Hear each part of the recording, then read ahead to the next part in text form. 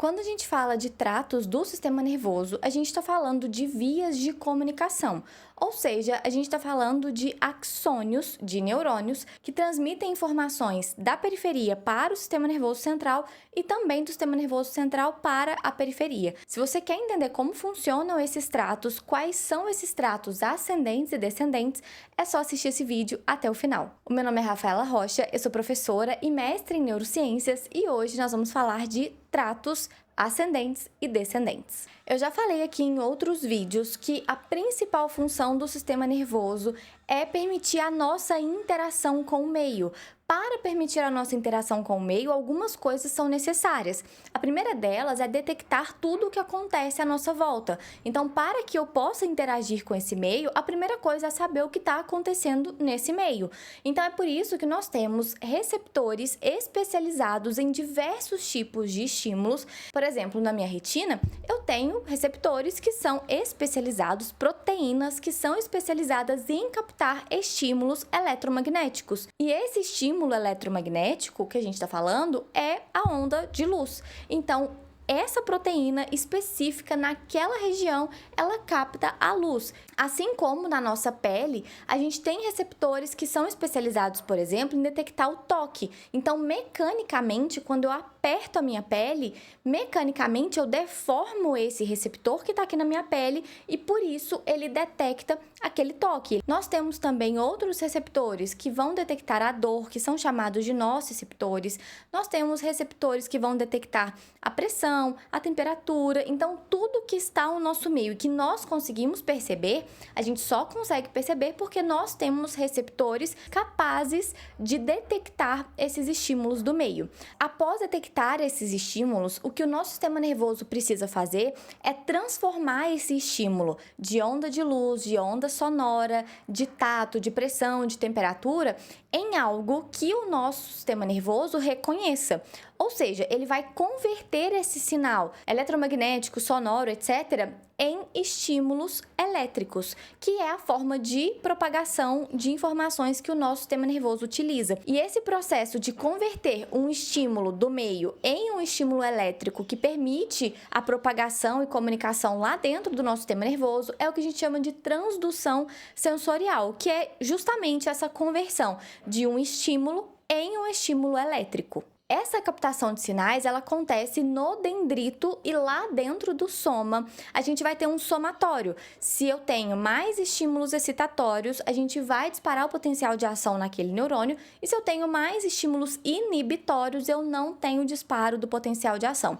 Então, se um neurônio ele vai disparar e vai enviar essa mensagem para o próximo neurônio, isso vai depender do somatório que acontece ali dentro do corpo celular. Se houver o disparo do potencial de ação, esse potencial de ação vai ser disparado por todo o axônio e lá no terminal axonal vai fazer com que haja liberação de neurotransmissores para que essa mensagem seja transmitida ao próximo neurônio. Quando essa mensagem chega lá no sistema nervoso central, todas as informações que chegam ao mesmo tempo, elas são processadas, elas são integradas, ou seja, a gente vai juntar tudo isso. A gente não, né? O cérebro vai juntar todas essas informações para ter uma noção do que está acontecendo à nossa volta. E a partir disso, e aí a gente tem que lembrar que várias áreas do cérebro vão ser estimuladas. Então, não só as regiões sensoriais, que obviamente precisam processar essas informações para entender o que está acontecendo, mas também regiões, por exemplo, como o hipocampo, para saber se essa situação, se eu já conheço essa situação, se eu já vivi essa situação.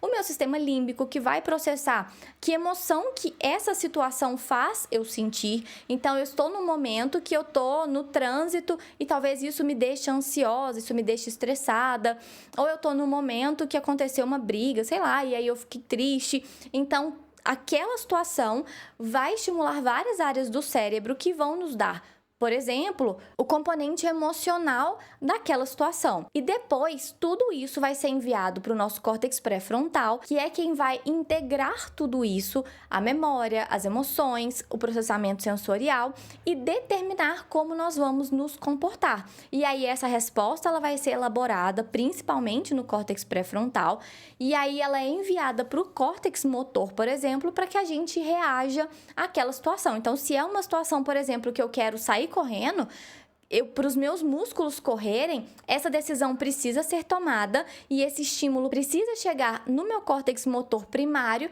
para que o estímulo de correr para os meus músculos, para eu contrair os meus músculos, por exemplo, ele seja executado. Então, por que eu estou falando tudo isso? Porque tudo que acontece no nosso sistema nervoso é para permitir essa interação com o meio. E para permitir essa interação com o meio, eu tenho que perceber tudo tem que chegar no sistema nervoso central, processa, elabora uma resposta e a resposta desce para que a gente execute essa resposta. E essa subida e descida de informações, subida de informações sensoriais e descida de informações, principalmente motoras somáticas, autonômicas, etc., tudo isso é possível graças a essas vias de transmissão que nós temos, que são os tratos ascendentes e descendentes.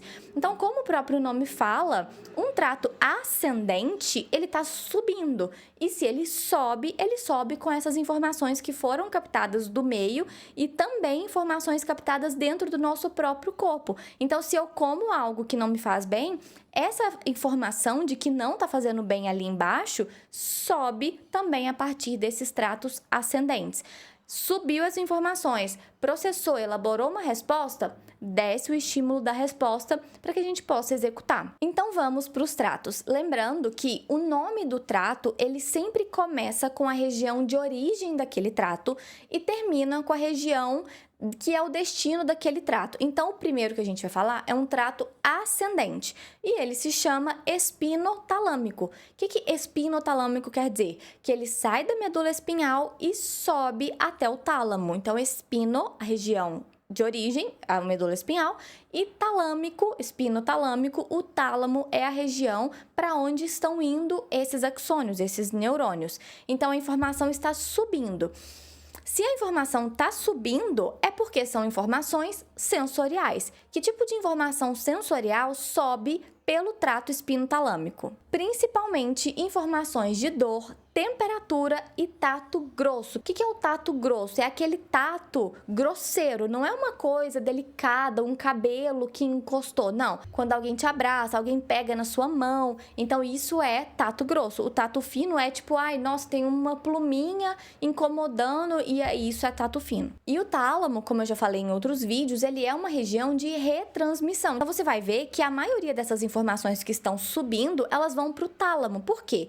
Porque quando chega no tálamo, o tálamo é quem redistribui essas informações para o córtex. É ele que fala, olha, isso é uma informação sensorial auditiva, então eu mando ela para o córtex auditivo. Isso é uma informação visual, então eu vou mandar para o córtex visual lá no lobo occipital. Então, o tálamo é que faz essa redistribuição. Então, vamos exemplificar para facilitar. Imagine que eu tô cozinhando alguma coisa e aí eu percebo que a temperatura ali tá muito alta. Por que eu percebi que a temperatura tá muito alta? Porque os meus receptores de temperatura detectaram esse aumento ali na temperatura. Essa informação, ela vem através desse neurônio que captou essa informação. Esse neurônio, ele entra na medula e faz sinapse com o neurônio da medula. Esse neurônio, ele sobe com essa informação para onde? Para o tálamo, porque quando chega no tálamo, ele faz sinapse no neurônio do tálamo e o tálamo manda essa informação para o córtex somatosensorial, que é quem vai processar essa informação. Então, é esse o caminho da informação. Captou aqui esse neurônio, vem aqui pelo meu braço, entra na medula faz sinapse em outro neurônio que manda essa informação para o tálamo e o tálamo redireciona para o córtex. Mas quando a gente fala de trato espinotalâmico, eu estou considerando a informação que está saindo da medula espinhal e chegando até o tálamo. Outro trato ascendente que nós temos é o trato dorsal, ou também chamado de coluna dorsal do leminisco medial. E esse nome dorsal é justamente porque esse trato ele vai subir nessa região aqui, que é a região mais dorsal da medula espinhal. E esse trato, ele carrega informações de tato fino agora, então é aquele tato bem delicado, então imagina que um cabelinho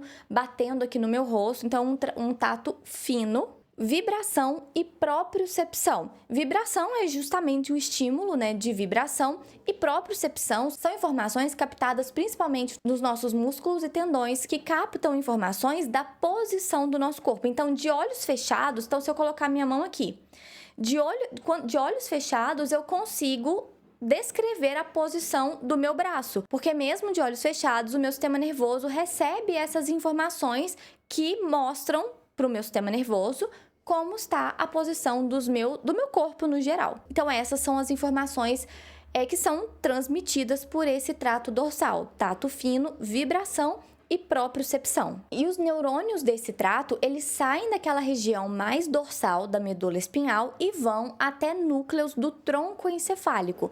2 núcleos mais especificamente, que são os núcleos grácil e cuneiforme. No núcleo grácil chegam as informações relacionadas aos nossos membros inferiores. Então, tato fino, vibração e propriocepção das minhas pernas entram na medula, sobem nessa região mais dorsal e chegam até o núcleo grácil. Já as informações de tato fino, vibração e propriocepção dos meus braços entra na parte mais posterior da medula, na região mais posterior, dorsal da medula, sobem e chegam lá no bulbo, no meu núcleo cuneiforme. Então, essa é a diferença, né, das informações que vão para o núcleo grácil e que vão para o núcleo cuneiforme. O núcleo grácil recebe as informações de membros inferiores e o núcleo cuneiforme recebe as informações de membros superiores. Então, o trato dorsal ou coluna dorsal do lemnisco medial são essas informações que sobem por essa região dorsal e chegam até esses 2 núcleos do tronco. Mas para onde vão essas informações depois de chegarem nesses núcleos? Para o tálamo, porque aí o tálamo vai redirecionar essas informações para as regiões mais adequadas do córtex cerebral. E para finalizar os tratos ascendentes, nós temos o trato espinocerebelar. Agora, as informações elas saem da medula espinhal e vão para o cerebelo. Aí, que tipo de informação que esse trato vai transmitir? Se a gente pensar nas principais funções do cerebelo que estão relacionadas ao movimento, ao equilíbrio, coordenação, que tipo de informação que o cerebelo precisa receber para que ele controle essas funções, para que ele execute essas funções. Então, são informações principalmente de propriocepção. Então, as informações de como o meu corpo está posicionado é muito importante para o cerebelo executar as suas funções. Eu já falei sobre isso no Instagram, mas a principal função do cerebelo é fazer um refinamento do movimento. E como que ele faz isso? Ao mesmo tempo que o cerebelo recebe informações sensoriais de propriocepção, de equilíbrio, do sistema vestibular, ele também recebe informações dos córtices pré-motores e córtex suplementar, que são córtices que planejam o nosso movimento.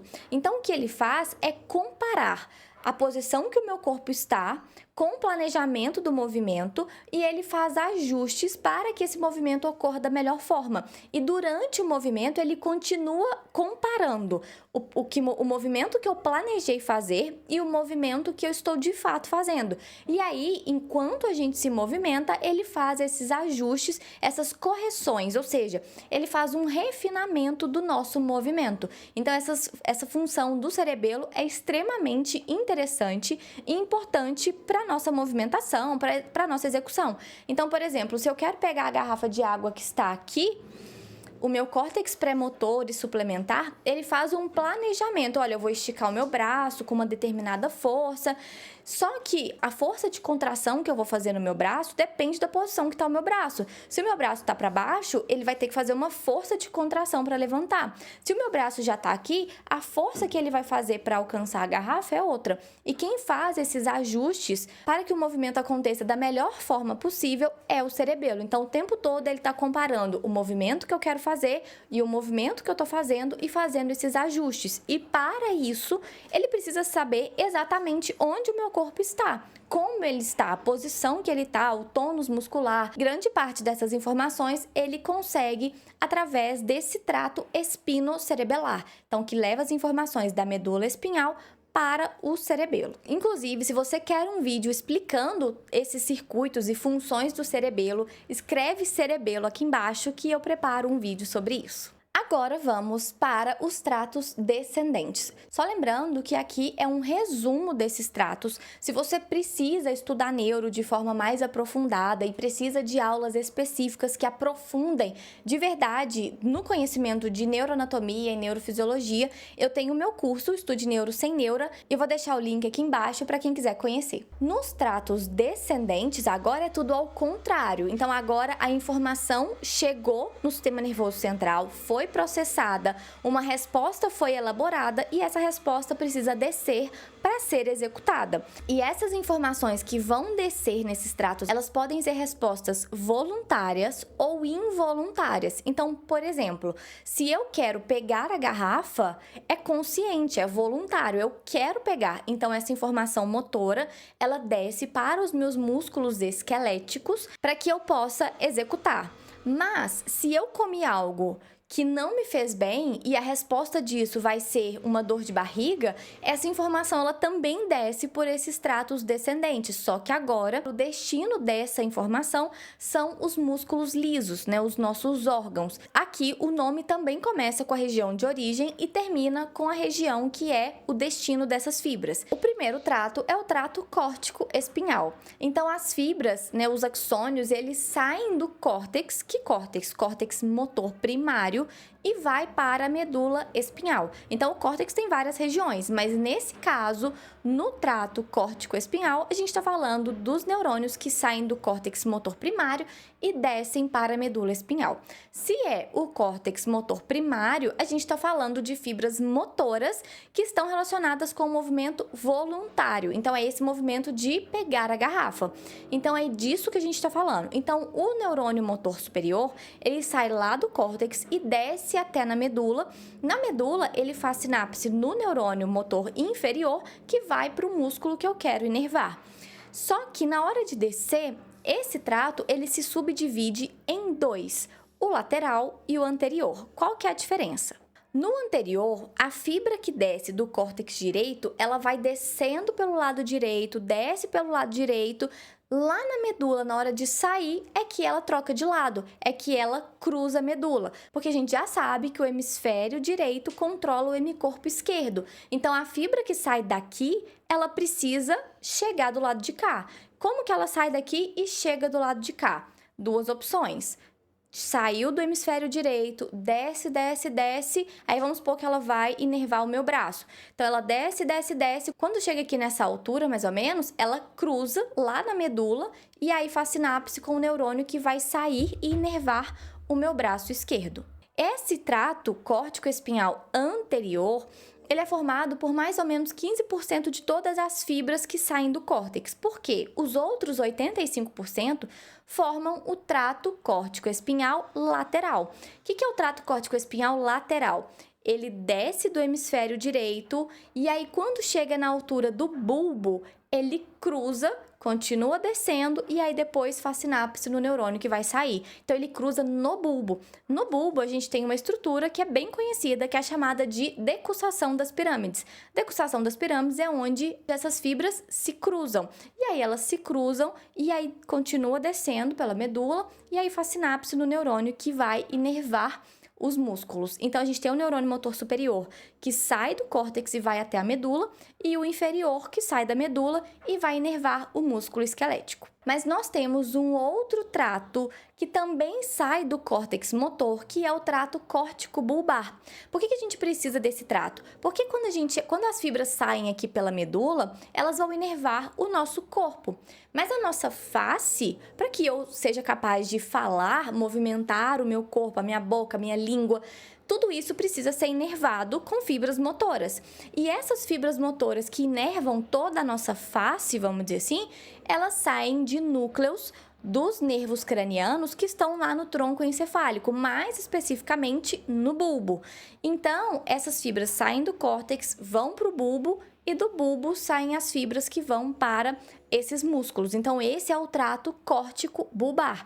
Sai do córtex e vai para o bulbo, e aí as fibras que estão ali no núcleo do bulbo saem para inervar a nossa face e controlar, por exemplo, os movimentos faciais, controle de cabeça, de pescoço. Então, tudo isso é feito a partir dessas fibras que saem do córtex, fazem sinapse no bulbo e do bulbo saem para exercerem essas funções. E nós temos ainda, nos tratos descendentes, 4 tratos que não saem do córtex. Eles descem. A origem deles são regiões abaixo do córtex, ou seja, são tratos subcorticais. Dentre esses tratos que saem de regiões abaixo do córtex, nós temos o retículo espinhal, que sai da formação reticular e vai para a medula espinhal, rubro espinhal, que sai do núcleo rubro e vai para a medula espinhal, vestíbulo espinhal, que sai dos núcleos vestibulares para a medula espinhal, e teto espinhal, que sai da região do teto do mesencéfalo e vai para a medula espinhal. Mas que tipo de informação que esses tratos descendentes estão carregando?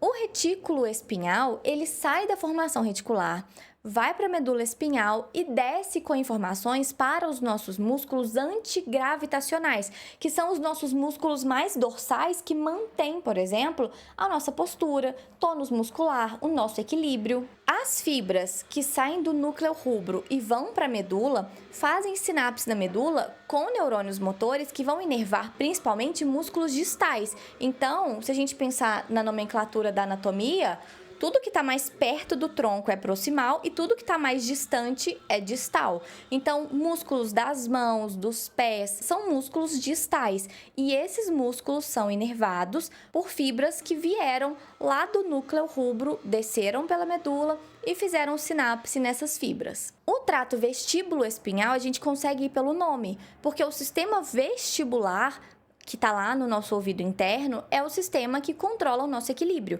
Então, as informações que descem por esse trato vestíbulo espinhal, descem com informações de equilíbrio, de postura. E, para finalizar, o trato teto espinhal. Na região do teto do mesencéfalo, que é de onde saem essas fibras, nós temos um núcleo que é chamado de colículo superior. 2 núcleos, né? Então, são os colículos superiores. E as fibras que saem desses colículos, elas vão fazer sinapse com neurônios que vão controlar reflexos da nossa cabeça. Mas não é qualquer tipo de reflexo. É um reflexo que é em resposta de estímulos auditivos e visuais. Então, eu tô aqui dando aula, olhando para frente.